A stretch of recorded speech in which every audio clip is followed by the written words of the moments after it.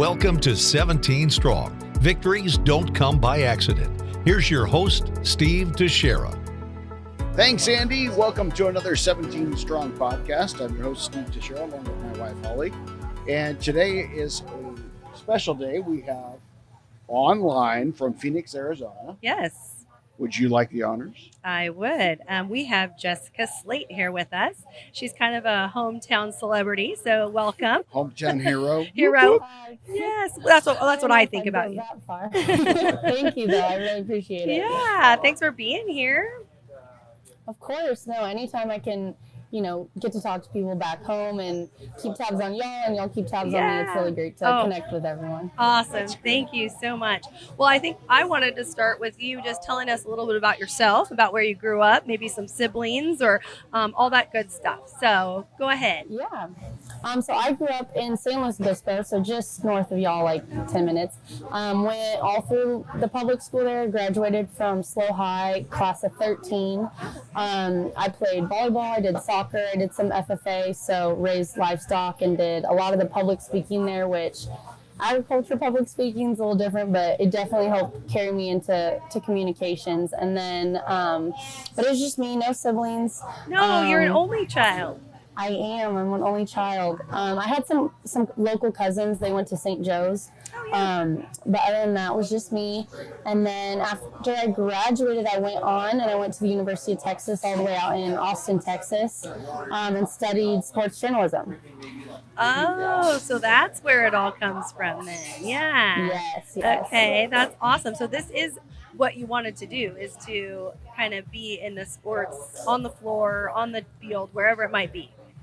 I kind of knew I wanted to get into sports always. I worked with the basketball team doing film for them. And then I also worked with the baseball team here and there, did some of the morning announcements for SLO High, their first broadcast classroom. And so I kind of started to get a taste for it early, and I knew I was going to be more book smart than I was athletic. And so I ended up going to Texas because I could get a really good degree there. And then I played club volleyball, so I still got to stay in sports a little bit, but started to focus a lot more on how I could impact sports on the communication side. And that brought you to KSBY then? Yes. So I did a bunch of internships in college. I worked with the SLO Blues locally, doing play-by-play for them, and then also worked with Fox Sports in Los Angeles and ESPN. So got some work experience there through college, and then once I graduated, started immediately with KSBY as a videographer. So I wasn't specifically with sports, but I got to help a lot with their football games at Cal Poly and doing some of that fill-in stuff to help out the sports department. And then also got a good taste for news with the forest fires and stuff out at CMC, getting kind of all that action stuff as well. Gotcha. That is so cool. So cool. Yeah. So, but you more like the interviewing process. Mm-hmm. Okay. Yeah, I really liked the storytelling and kind of being able to use my communication skills to show the big stories in sports and the athletes' experiences, help them, use their voices. Oh, that's awesome. That's awesome. Now, and you graduated 13, you said? Yeah, I was class of 13 from SLO High and class of 16 from Texas. From Texas. Okay. And so Ryan graduated from, Aurora Grandy High in 15. So you must have been out to a lot of his baseball games and maybe covered them. Yeah, so I did kind of both. I went as a fan in high school because with working with the basketball team, I had I think it was Pac-7 at the time. I had a pass, so I could go to any sporting event in the conference. And so I was at all those baseball games, and I just remember the wild catches and the slide. If you wanted an exciting play, you were going to wait for Ryan to get up to bat, or for the ball to come, towards him. So I went as a fan, and then I had the opportunity to go again as a reporter and with KSBY to do some stories. I featured one of his teammates, AJ Capola, and his experience going overseas and coming back and stuff. So that AG baseball program was, great as a fan and great for content. Totally. Yeah. In fact, AJ, you bringing up AJ, he's back in the Czech Republic or something. Yeah. Mm-hmm. He just left. COVID just finally opened up back there, so he's back still playing ball again. Yeah. So that's really exciting. he's definitely got that drive. And I think that was something that set that whole team apart, but especially some of those more close-knit guys that baseball was their primary sport. AG just had that real drive in that baseball program. Yeah, that's awesome. That's so cool. Now, do you personally have a Ryan story, or have you? I know you met him and you knew sport-wise what he did and all that other good stuff, but do you have like any Ryan stories? Because usually people, once they meet you or meet him, it's usually impactful. Yeah, no, totally. I think I'm not sure if I have one like specific story as much as I do like just the experience of being around him. And so whether it was like crossing paths at the fair, at baseball games, or school dances, different stuff like that. Because I was, hanging out with a lot of the Roy Grandy kids and the different sports and stuff. And so I think being just around him, you always felt his energy, and it was so contagious that like you remembered him no matter how big of an impact or how much of a relationship you had with him. I think being able to just kind of be around him and experience that energy that he brought everywhere he went was something that's just so memorable to me. And it's not only contagious in the moment, but it, reminds you throughout life that you want to kind of bring that enthusiasm and energy to all the stuff you're doing. That's awesome. That's awesome. So well so said. Take us a little bit, because you covered a lot of 17 Strong stories as a videographer, KSBY. And then you ended up leaving and you moved to Phoenix, correct? Yes. So I left and I came to Phoenix. I ended up working with, I did a couple different projects. I worked with Arizona Christian University in their athletic department doing some play-by-play, as well as helping kind of build their social media accounts and their digital presence. And then I also did some more sports coverage with AZ Prep, covering more high school sports. Did some baseball stories, honestly very similar to kind of 17 Strong, and found some of those similar communities and stories here in Phoenix. And then from there I ended up working for the Phoenix Suns, so that took kind of a lot of my time up. Oh, that's exciting. What did you do for the Phoenix Suns? Yeah, so for the Phoenix Suns, I was their in-arena host. So I kind of command, I guess, the arena on the entertainment side. So timeouts, half times, introducing the dancers, introducing the, the marketing games of like half court shots, that kind of stuff. I got to kind of help maintain and impact the crowd's energy of our, that 16,000 people arena. That's a lot of people. And how did you love it? I loved it. I think it was definitely out of my comfort zone. I'd done public speaking and reporting, of course, but it's either recorded or it's a much smaller crowd, so it's not nearly as much pressure. But, when you're at half court of an NBA arena, there's a little bit of a different pressure. Plus, you have, all the players and coaches sitting there waiting to get back and take their turn on the court. So definitely, a very big learning opportunity, as well as just figuring out where I kind of fit into all that and finding my public speaking voice, I think. Sure. Now, did you work for the Suns right up until COVID hit, or how long did you work for them? So I worked for the Suns up until like the summer before COVID, and then I started doing more freelance projects. So I was working with the NBA Hall of Fame and the Fiesta Bowl, the Cheez-It Bowl, doing different projects like that, some more reporting focused versus kind of that entertainment side. And then I started working with the Connecticut Sun, the WNBA team, I think 2 weeks before COVID hit. So I moved to the East Coast, and then 2 weeks later we went remote. Wow, that's steep. And that's quite a change from Phoenix to Connecticut. Yeah, I mean, Texas was the farthest I'd ever moved, but again, that's still kind of Western, at least similar climates and stuff. Connecticut was, a total change, but it was definitely something I was excited about because I hadn't lived in any, environment like that before. Yeah. And so what did you do for the WNBA, or you just covered them? So I worked directly for the team. I was their digital media specialist. So I helped with all their social media accounts. They also owned a lacrosse team for part of the time I was there, so I ran all of those social media accounts as well. And then managing the websites, putting the updates on there, and then the marketing emails. So what we send out to fans to let them know when things are available, different t-shirt sales, stuff like that. Basically any digital communication I kind of oversaw and collaborated on, and then made a lot of the content for it. Hence the blue check mark by your name. Yes. Now I understand.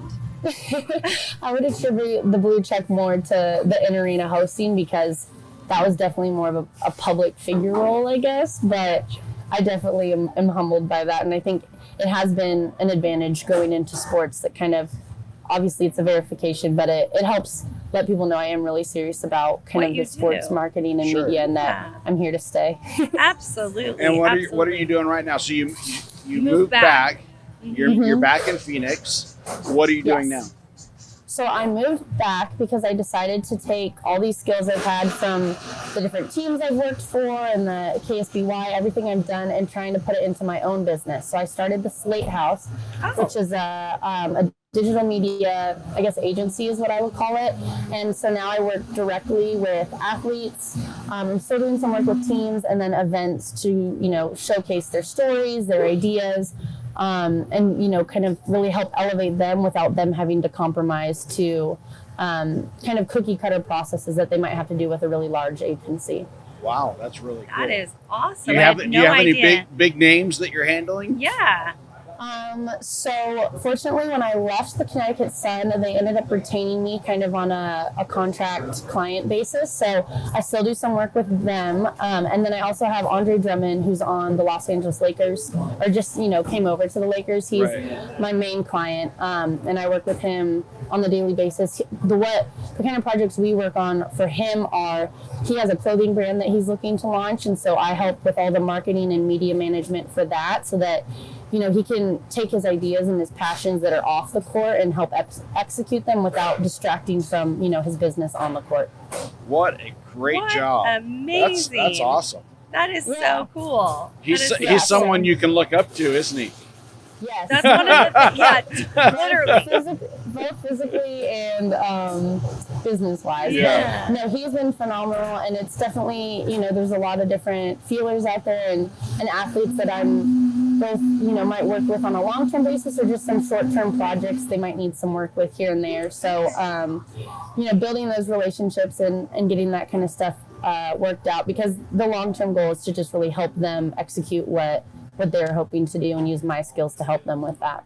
Oh, that's amazing. Really you kind cool. of found a niche, That's super cool. So is there somebody that I know that Steve said that you look up to him, but like who would be your number one person that you would admire or that you would want to, that you would kind of, I don't know, look up to or to pride yourself, like what you want to do, maybe something that they are, or that you had just, I don't know. What am I trying to say, Steve? Tell me what I'm trying to say. I think she understands. Yeah. Yeah. I think there's a couple.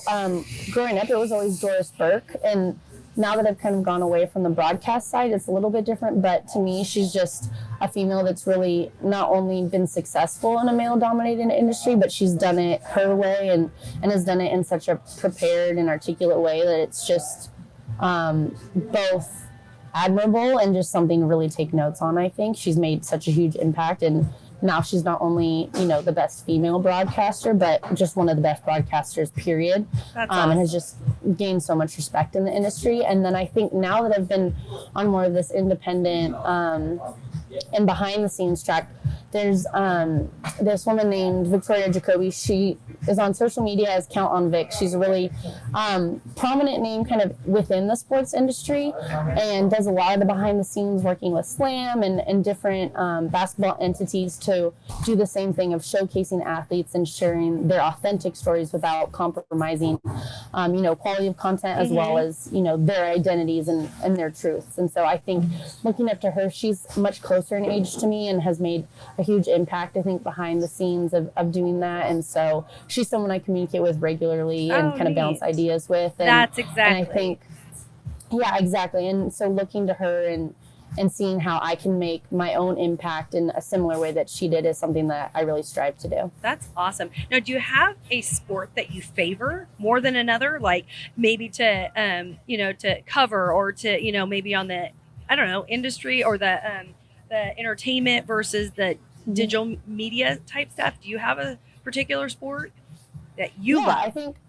I definitely do most of my work in basketball. That's what I really love. And I think a big part of that isn't just the sport itself, but the culture and all the different ties that basketball has. It has its fashion culture, its social justice. There's just a lot that really, I think, makes up that culture of basketball that's been a really both exciting and impactful part of sports industry. I do a lot of work with football as well.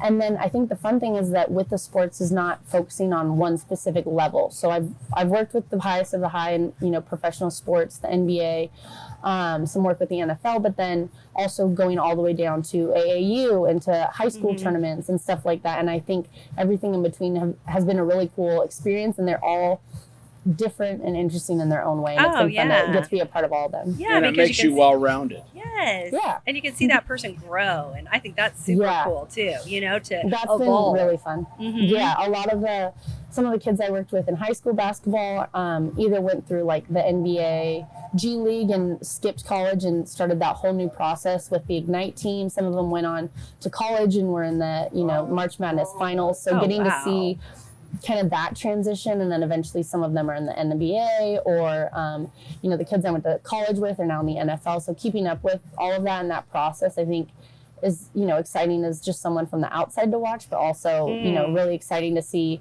all that hard work that they're putting into it pay off. Oh yeah. Now, would you rather be in front of the camera or behind the camera, as far as like the digital world, or you like the the more entertainment, or do you have a preference?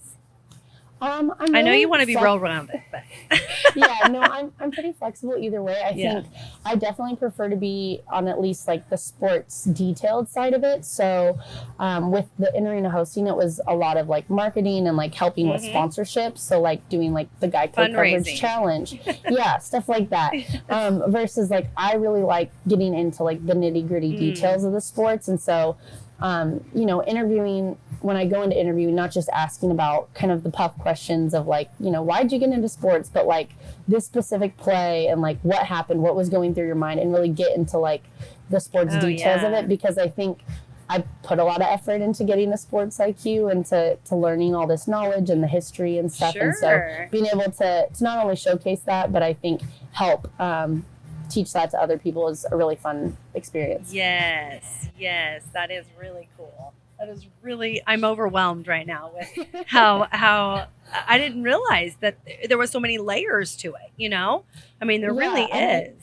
And I think there's a lot of opportunities for people to take one track, and I know like a lot of the kids I was in journalism with, they graduated, they went straight into a small reporting job, maybe in like Central Texas, and then they moved up to like Oklahoma City, or they like slowly upgraded and they just stayed in that reporter role.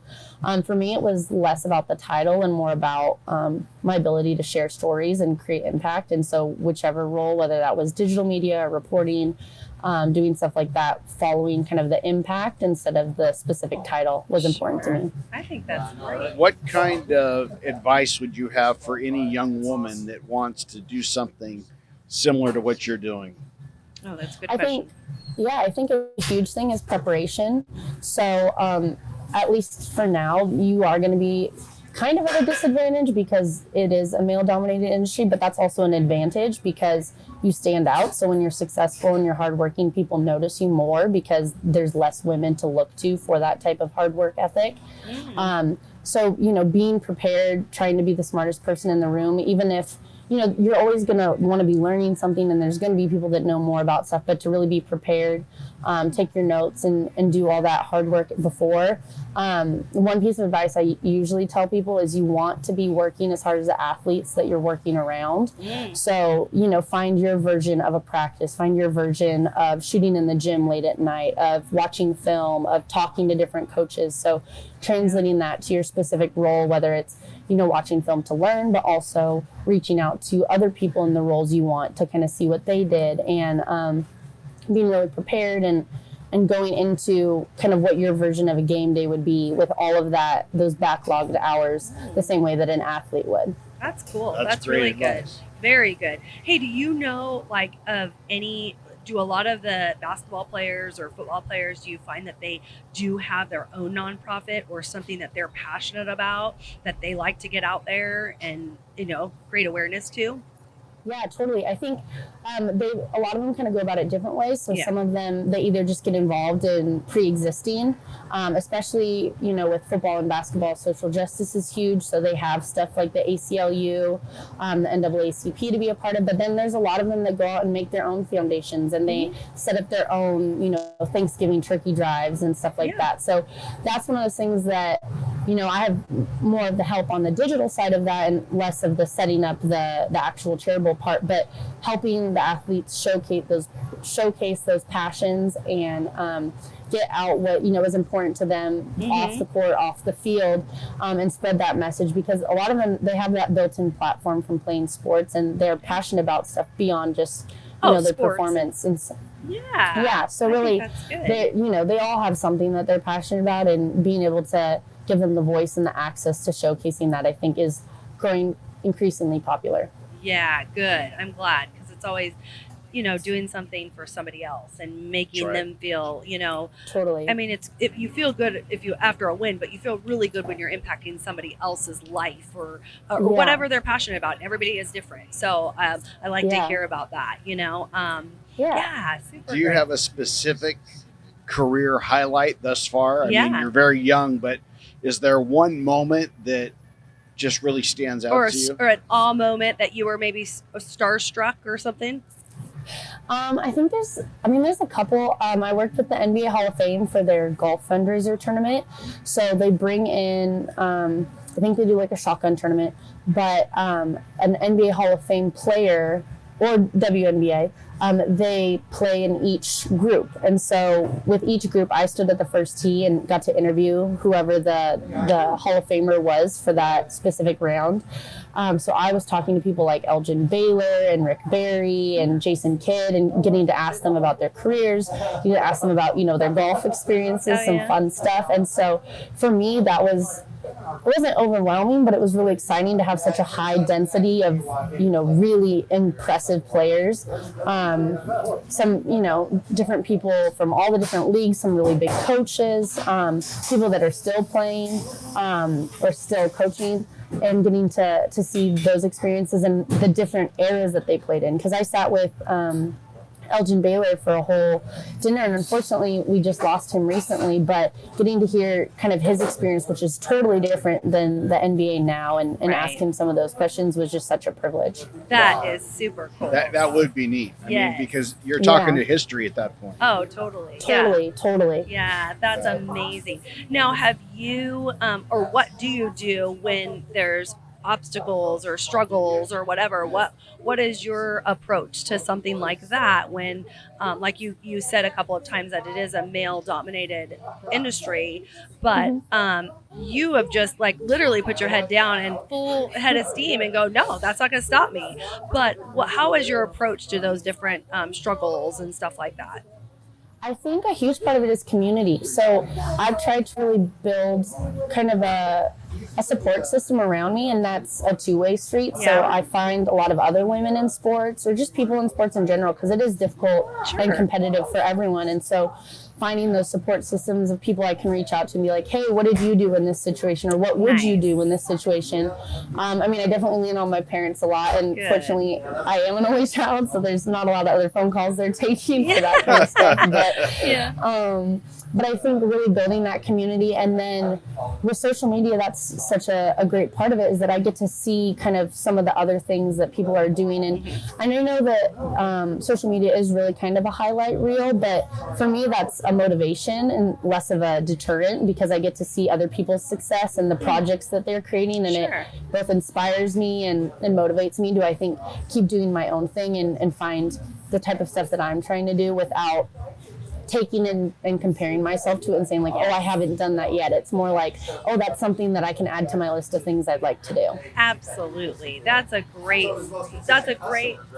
way to look at things. It's super positive, it's uplifting, and like we always say, attitude is everything. So, the way you look at things is huge, a mindset. And I think that's amazing. So are you in a relationship? Is she a single girl, or is she in a relationship? That is such a question. I think I'd say I'm married to the game. So I'm really just here for married to the sports. game. Married to the game. I think that's okay. Because for me, it's really about that kind of stuff will kind of fall into place, Sure. and those relationships come to you when it's the right time, and all that path is kind of determined. And so I think for me, it's just working as hard as I can to accomplish the stuff that I can control, and that I make my own impact on, and that's kind of what I put my attention into. Absolutely. And, if the relationships come, it'll come. It'll come. That's right. It's always when you're not expecting it. So Yeah, that's exactly. so true. So true. But Well, I think there's nothing but positive looking forward. I mean, I think of so many of these female sportscasters that are out there, the Erin Andrews, and I mean, we could go on and on. But Alana Rizzo. oh yeah, Yeah, that did so the many. Dodgers. There's so there's many. There's so many. nothing but good things coming for the women in a male dominated sport. Yeah. So I'm really excited for you and what Yeah. you're doing. I think that's great. I think it's and great. Yeah, and especially I think with the Slate. It's the Slate House, the right? Slate House. Yes, the Slate House, because there's kind of two angles to it. One, there's, you want it to be a home for the people that come to work with you, and that it's, a safe place for their ideas and their passions to really grow in the same way that, a family would grow in a house. And then also kind of that impact and leading an industry the same way there's like fashion houses. So, the high end of like the Chanel and the Gucci, they really made their impact on their industry, and I'm hoping that this business will allow me to bring people and impact the sports and entertainment industry as well. That's great. Awesome. Do you have employees yet, or are you employee number one? Yeah. It's just me right now, but I actually have had a lot of people reach out, send resumes for like interns and stuff. So I think once I have a workload and the structure to bring them in, where I can actually be supportive of them and give them good opportunities, I'm more than excited to expand. I just don't want to bring them in and then have them sitting around and not be able to pay them what they deserve. So that's definitely on the horizon. Is Phoenix going to continue to be home, or do you plan another move? I mean, I'm about 3 weeks in, so for right now, while I still wait for my furniture to be delivered, I think I'm going to stay with Phoenix. But it is really nice. It's a short drive home, a real easy flight as well. Sure. Yep. And it's so centrally located with such a great airport that I can get to California, I can get to the East Coast. Yeah.